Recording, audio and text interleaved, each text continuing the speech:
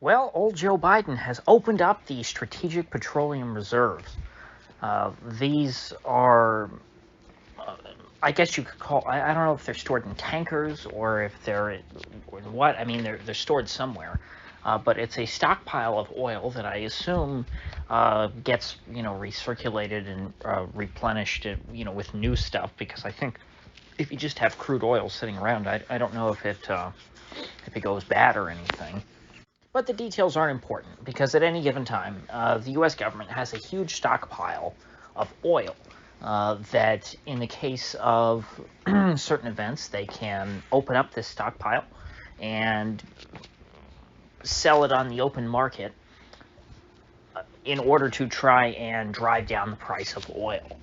The Strategic Petroleum Reserve is essentially the U.S. government's method by which they can short the price of oil and try and dull rises in prices. Now, technically, the Strategic Petroleum Reserve is supposed to be used when there's like a time of crisis in which the oil supply is threatened, kind of like physically. Like, let's say there's a war that starts and all the oil from the Middle East gets cut off. Then you open up the Strategic Petroleum Reserve to try and alleviate that. But of course, in effect, the Strategic Petroleum Reserve is a political tool.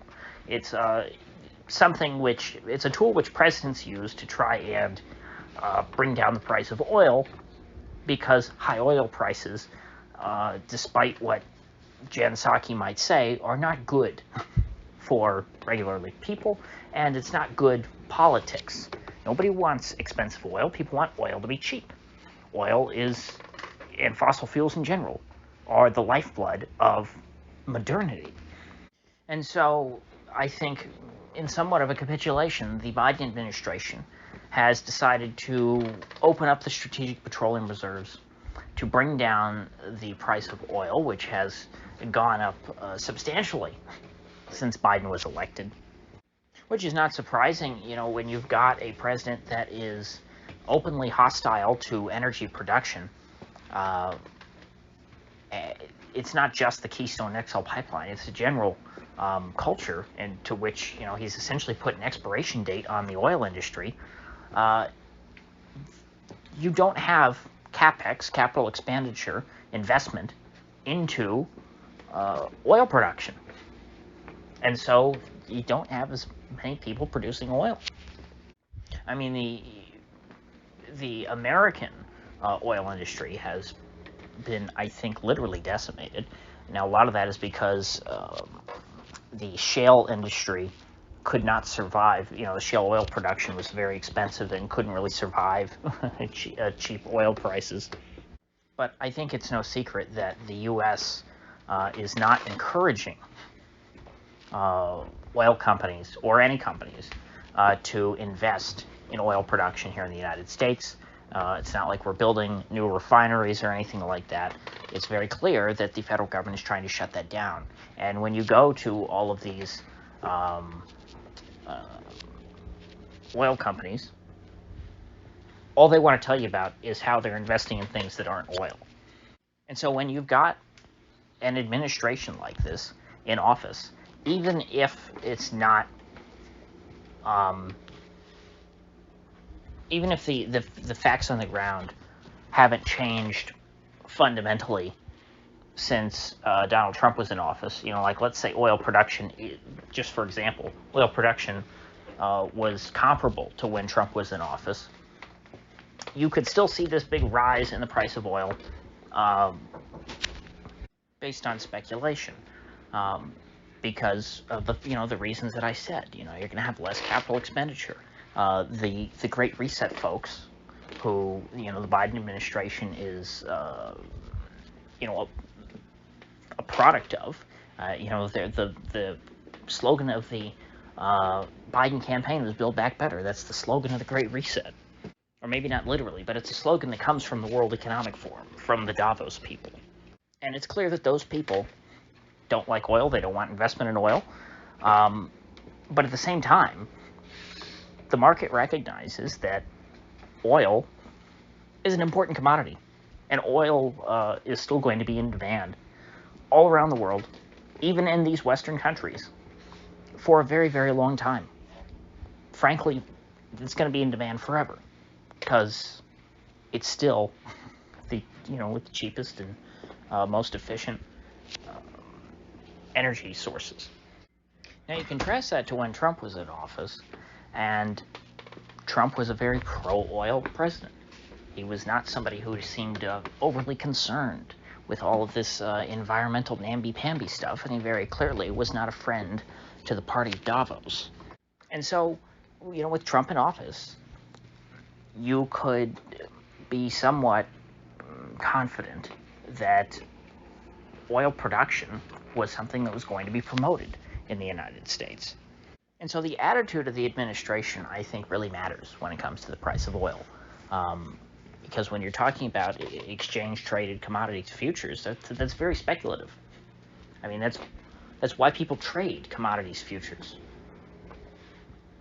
Yes, there are some people in the oil industry who do use, futures contracts as an instrument of doing your business, but the overwhelming majority of the volume of trading is all speculative. Now, that's not to say that the speculators are to blame here. It's not just that, the speculators aren't pro-Biden enough. It's just all of these Trump-supporting oil speculators driving up the price of oil. That's not the case. Because the reason why they're trading this way, the reason why they're bidding up the price of oil, is because of the reasons that I just said, because of real-world constraints on the supply side of the oil market. It's not all OPEC's fault. You see, OPEC is not the only source of oil on the planet. You can find oil in lots of other places too. That's what's so great about oil. It's all around the world. So it can be a very competitive market. And it's something that you can ship across the world. Although that's not super efficient, but it's still more efficient than solar and wind. It's still more efficient than charging, these lithium batteries that produce toxic waste. Oil's a staple compound. It comes out of the ground. It's not killing anything when it's in the ground. It's really not an issue if you spill oil. People like to make a big deal out of oil spills. You know what the cure to an oil spill is? You throw sand on it. You know why? Because oil came out of the ground. I mean, it's pretty obvious. It's a part of the planet. It's about as ridiculous as getting upset over something like carbon dioxide. Carbon, one of those basic elements of life. Now, I haven't said what the effect of the administration opening up the Strategic Petroleum Reserves was yet. Of course, this is only the first day, but likely I will make the title of this video something to this effect, so I'm sure you already know that the price of oil went up today. The market's not closed yet, obviously, but I'm about midway through the day, and WTI, which is West Texas Intermediate, is up $2 today. I think it was up as high as $4 at some point today. Or maybe that was Brent I was looking at. But either way, this is not working. First of all, the Strategic Petroleum Reserve is actually finite. It's quite finite. There's not a lot of oil in it. It's a very short-term remedy. It's like popping an aspirin. If you've got a real issue, aspirin's not going to make it go away. And we've got a real issue in the oil market right now. If old Joe Biden really wanted to drive down the price of oil, if he wanted to send a signal to the speculators to start bidding down the price of oil, even though oil is still quite scarce right now, we could get preemptively the oil price. We could send the oil prices down by sending a signal that oil production is going to increase. If Joe Biden really wanted to fix his approval ratings, what he would do is he would come out and he would say, hey, here's all the ways that I'm cutting red tape for oil exploration, and hey, I'm going to start letting people build new refineries here in the United States.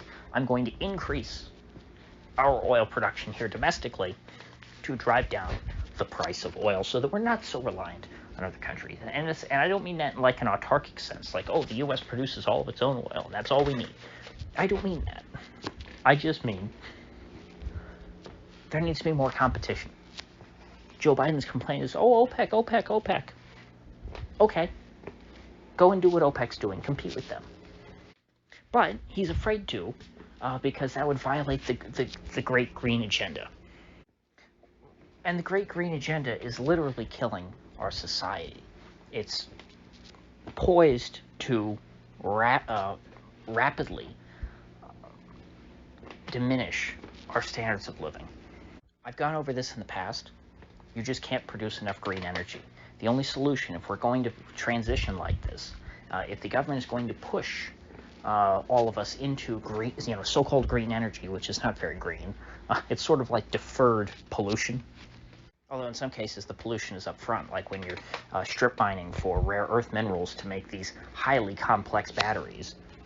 But they're convinced because while you're actually running it, there's very little pollution. Like, oh, well, if you have a solar panel charging, a battery, that at that moment, it's not polluting the earth. That's it's so terrible. Then it's okay. But they ignore everything else. They ignore all the pollution associated, real pollution, not just like, oh, an oil spill. No, like toxic materials going into the groundwater. And the earth being, these areas that are mined. When you drill an oil well, it doesn't like destroy everything around it entirely. Especially if you're drilling for oil in a desert, it doesn't do a whole lot. I mean, it does do some. It does leave a mark, but it's not like when you're strip mining. It doesn't completely remake the entire environment, or in some cases, make it completely uninhabitable for living organisms. And it also, at the end of the day, when you have something, I've talked about this too before with fossil fuels, when you have an engine that's made of cast iron, steel, aluminum, zinc maybe, copper, if you took all that stuff and threw it in a dump, or wanted to melt it down or whatever, is there anything that's like pollutant there? Is there anything toxic in there? No. It's all perfectly fine. It's all perfectly recyclable. If you blow up a car engine that's made of all metal and doesn't have all this plastic crap in it, and all these computer chips and whatnot, it's perfectly recyclable. You just melt it down, smelt out all the different metals, and then go and turn them into something else. I mean, low-tech stuff is far better for our environment than all of this incredibly complicated, high-tech mumbo-jumbo. Yeah, so all in all, the answer to our crisis is to move backwards in time. We need to move away from so-called progress. We need to not, we have this problem of this chip shortage. Oh, well, let's learn how to make things without computers again. It's pretty easy. People did it 100 years ago. We can do it today. We can run our society using less chips. We could save, hey, here's an idea. Let's save all our computer chips for computers. Why don't we learn to run a refrigerator without a computer chip?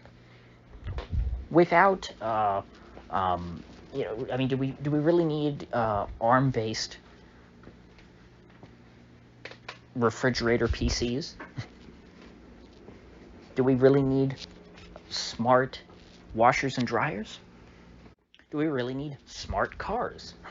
And I don't mean like the smart car, that little mini thing that was made by Mercedes. All of the so-called science behind, the horrors of CO2 emissions and how, we might increase the global temperature by 2 degrees over the next 100 years, is far too minuscule and dodgy to justify a complete revolution in human society and the global economy. Even if it were true, you would never respond to the discovery of such a minor trade-off by destroying the global energy infrastructure and saying, hey, let's just produce less energy and have a lower standard of living, without even taking into account the actual environmental impact of the alternative energy production methods. Because, of course, when you balance them out, it's obvious that the so-called green technologies are far worse for the actual environment. CO2 is not a pollutant. It doesn't kill things. CO2 helps plants grow. If CO2 emissions was going to lead to this worst case scenario where global temperatures rise by 2 degrees, this would be a great thing on net for humanity. It would mean that we have more warmth on the planet, and warmth is light, or is life. We would have more of the planet that is inhabitable. There's huge parts of the planet that are just too cold for people to live in. And in the parts that people already live in and grow food in, you'll be able to grow more food because you'll have more warmth. You'll have longer growing seasons. This is all a benefit. Like global cooling, that would be very scary. If burning fossil fuels made the planet colder, that would be frightening. Of course, it would also be counterintuitive. The idea of burning,